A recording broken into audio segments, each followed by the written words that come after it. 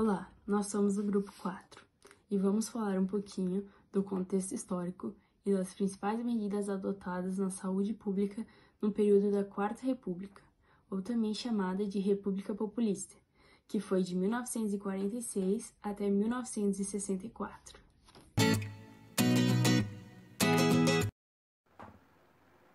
É importante ressaltar que, na época, o mundo estava enfrentando a Segunda Guerra Mundial, o que foi um momento muito oportuno para o Brasil, pois ele lutou ao lado dos aliados na guerra, fornecendo materiais para esses países, o que fez com que o Brasil crescesse muito economicamente, se tornando o país mais rico da América do Sul.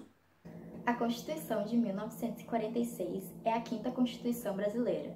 Ela espelhava a destruição dos regimes totalitários e a volta, ainda que devagar, dos valores liberais.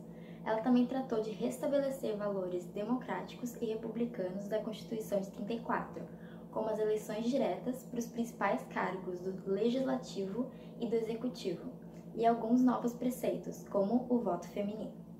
O período marcado entre 1945, com o fim da ditadura de Getúlio Vargas, e 1964, com o início da ditadura militar, ficou chamado como o período da redemocratização do Brasil. Esse período ficou marcado pelas eleições diretas, pelo pluripartidarismo, pela liberdade de imprensa e a forte ação dos sindicatos. Apesar de democrático, ficou marcado também pelas políticas populistas, pelas medidas demagógicas e pelos movimentos sociais de cunho nacionalista. Na área da saúde, a gente teve principalmente a ação do CESP, que foi criado em 1942, no período de Getúlio Vargas, porém teve sua principal ação nesse período, a criação do Ministério da Saúde, porém os principais avanços de verdade aconteceram devido aos sindicatos, que tiveram como sua principal medida a assistência médica para todas as IAPs. Nessa época, eles não se preocupavam muito com a saúde dos trabalhadores, e se eles se preocupavam, eles só estavam preocupados com se eles estariam saudáveis o suficiente para fazer os donos de empresas e tal ganharem dinheiro. Então, eles acabavam investindo na saúde justamente por esse lado, mas somente o básico. Então, a partir ali de 1930, quando eles estavam se recuperando da crise de 29, que eles começaram a se reerguer e a pensar em políticas que melhorassem a saúde dos brasileiros. E foi só então, na era Vargas, que eles tiveram a criação do Ministério da Educação, da Saúde Pública, da Previdência Social e da Saúde Ocupacional. No caso, esses dois últimos que foram institucionalizados. E só em 1953 que eles tiveram a efetiva criação do Ministério da Saúde e do SUS. Teve forte atuação do Serviço Especial de Saúde Pública, o CESP, criado em 1942, vinculado aos interesses dos norte-americanos. Ele foi planejado para atuar somente durante o conflito mundial, mas depois que o conflito mundial acabou em 1945, ele continuou existindo graças a outros interesses. O primeiro era a política desenvolvimentista e o segundo era a necessidade de mostrar a superioridade dos países capitalistas durante a Guerra Fria. Embora a história da saúde pública brasileira tivesse início em 1808, foi só em 25 de julho de 1953 que houve a divisão do Ministério da Saúde e Educação em Ministério da Educação e Cultura e Ministério da Saúde.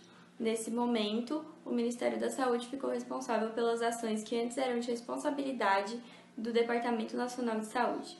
Durante o período da Quarta República, a saúde era um privilégio apenas dos trabalhadores urbanos com carteira assinada. Nesse sentido, surgiu o Departamento Nacional de Endemias Rurais, que era responsável por organizar e combater doenças como a leishmaniose, doença de Chagas e febre amarela.